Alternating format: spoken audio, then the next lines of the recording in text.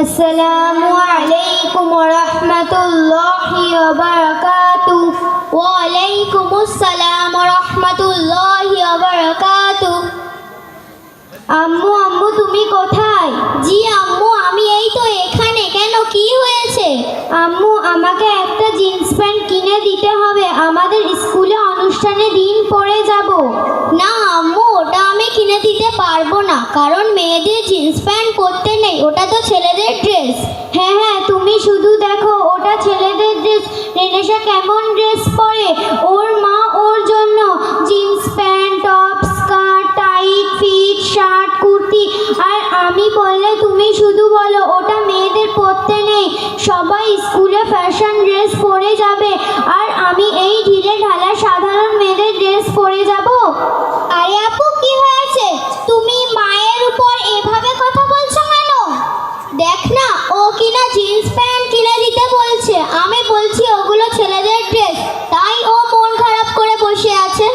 কেন আপু, আম্মু তা ঠিকই বলেছেন, ওই সব tight fit kurti, top, jeans pant ইত্যাদি পরে চলাফেরা করার কারণে আল্লাহ তাআলা অসন্তুষ্ট হবেন, এবং এটা মারাত্মক গুনাহ। কেননা রাসূল সাল্লাল্লাহু আলাইহি ওয়াসাল্লাম বলেছেন, ফারুব্বা কাসিয়াতিন ফিদ দুনিয়া আরিয়াতিন ফিল আখিরাতি। দুনিয়াতে অনেক পোশাক পরিধানকারী, আখিরাতে বস্ত্রবিহীন হবে। অর্থাৎ দুনিয়াতে কিছু মানুষ কাপড় পরিধান করার পরেও আখিরাতে বস্ত্রবিহীন হবে, এই জন্য যে তারা দুনিয়াতে যে কাপড় পরিধান করেছিল সেটি তার শরীরের অঙ্গ ঢাকার জন্য যথেষ্ট ছিল না, এবং সেটা শরীয়ত সম্মত নয়। তুই থাম তো, আমার থেকে বেশি জানিস বুঝি। এখনকার সময় মডার্ন ড্রেস না পরলে সমাজে চলা যায় না, আর এখন যদি না পরলাম তবে কবে পরবো? আম্মু তুমি বোঝার চেষ্টা করো। আপা, তুমি একটু ভালোভাবে বোঝার চেষ্টা করো। আম্মা যদি তোমাকে এমন পোশাক পরিধান করতে এবং শরীয়তের পরিপন্থী কাজ করতে নিষেধ না করে, কাল কিয়ামতের দিন কঠিন হিসাব দিতে হবে।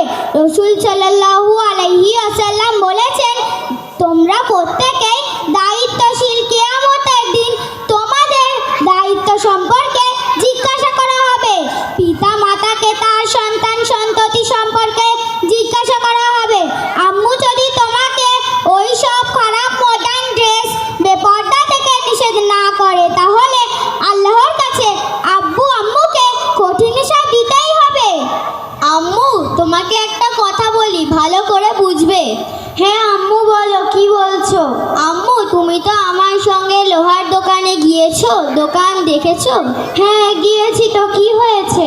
সেখানে লোহাগুলো কিভাবে ফেলে রাখা হয় বলো তো? লোহাকে আবার কেমন করে রাখবে? খোলা আকাশের নিচে ফেলে রাখে। ওই লোহাগুলো খোলা আকাশের নিচে ফেলে রাখার কারণে কি হয় দেখেছো? সেগুলোর উপর মরিচা পড়ে যায়। তুমি তো আমার সাথে স্বর্ণের দোকানে গিয়েছো, দোকানের সোনাগুলো কিভাবে রাখা থাকে দেখেছো নিশ্চয়ই। হ্যাঁ, তুমি আমাকে কি বোঝাতে চাইছো বলো তো? সোনাগুলো গুপ্ত লকার এর ভিতর দামি কাঁচের ঘরের মধ্যে রাখে, সেগুলো অনেক মূল্যবান সম্পত্তি। তাই এইটাই তো কথা মা তানিয়া, ইসলামে মহিলাদের মান সম্মান ইজ্জত স্বর্ণের ওই হীরের থেকেও অনেক বেশি দামি বানিয়েছে, তাই সেটাকে নিশ্চয়ই অনেক দামি লকার বা পর্দার মধ্যে রাখা দরকার।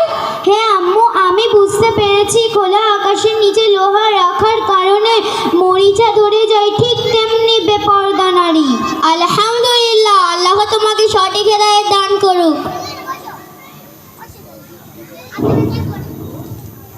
আরে তানিয়া, কেমন আছিস? আলহামদুলিল্লাহ, আমি খুব ভালো আছি। কিরে তানিয়া, তুই আগেকার বয়স্ক মানুষদের মতো ঘোমটা দিয়ে আছিস, আর তোর সাথে ওটা কে? ওটা আমার ছোট বোন। আরে আপু, তুমি কাদের সাথে থাকো যারা কিনা বেপরদায় থাকে?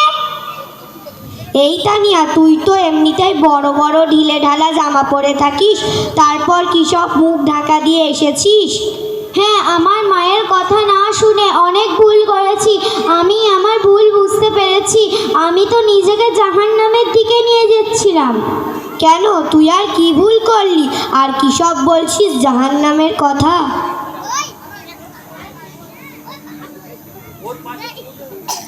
আরে তানিয়া, তোর সাথে ওটা কে? তোর মা নাকি? আর তোরা এত তাড়াতাড়ি এসব বোরগা করা, পর্দা করা শুরু করলি?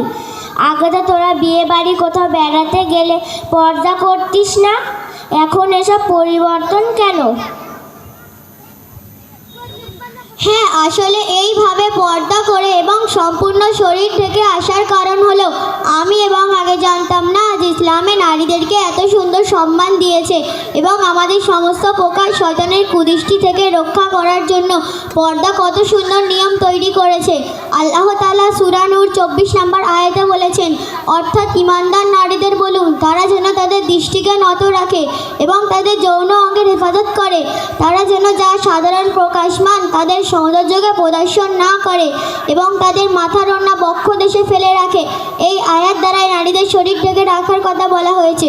সুতরাং আমাদের প্রত্যেকের জন্য উচিত নিজের সৌন্দর্যকে পরপুরুষের সামনে প্রকাশ না করা, পর্দা করা। চাচিমা, একটু শোনো। হ্যাঁ বলো। চাচিমা, তুমি কি কখনো বাজারে গিয়েছিলে? হ্যাঁ, গিয়েছি তো। রাস্তার পাশের ফল দোকান থেকে কোনো সময় কাটা ফল কিনেছো?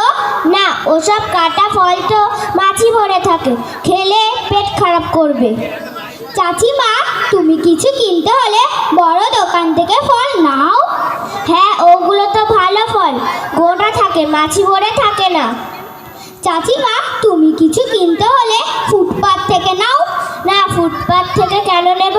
ওগুলো তো ভালো না, ধুলোবালি অপরিষ্কার থাকে, তাই আমি শপিং মল থেকে মার্কেটিং করি। শপিং মলে কেন যাও? আরে তুমি জানো না, মনের জিনিসগুলো ব্র্যান্ডেড থাকে, সেগুলোতে কোনো রকমের দাগ বা খারাপ থাকে না, তাই। চাচিমা, ঠিক তেমনি পর্দা না করলে আল্লাহ এবং আল্লাহ রসুলের কাছে গ্রহণযোগ্য নয়। আল্লাহ তাবারক ওয়া তাআলা কুরআনের মধ্যে ঘোষণা করেছেন, হে মহিলাগণ, তোমরা ঘরের মধ্যে থাকো এবং বর্বর যুগের মহিলাদের মতো বেপরদায় বের হয়ো না। হ্যাঁ মা, তুমি তো ঠিক বলেছ। তোমাদের কুরআনের ও হাদিসের কথা শুনে আমি খুব খুশি হলাম এবং আমি শরিয়াত নির্দেশ ঠিকভাবে জানতাম না বলেই বেপরদা হয়ে থাকতাম এবং তোমাদের কথা মানতে পারছিলাম না।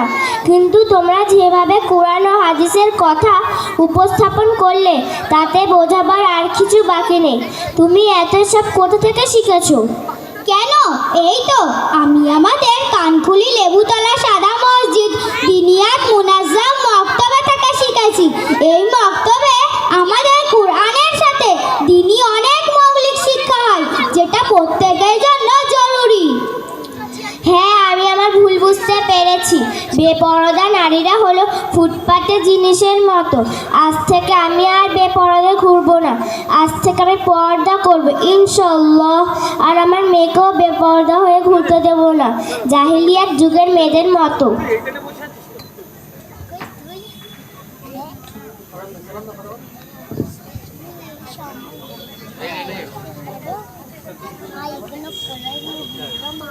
হ্যাঁ, আমিও আমার ভুল বুঝতে পেরেছি।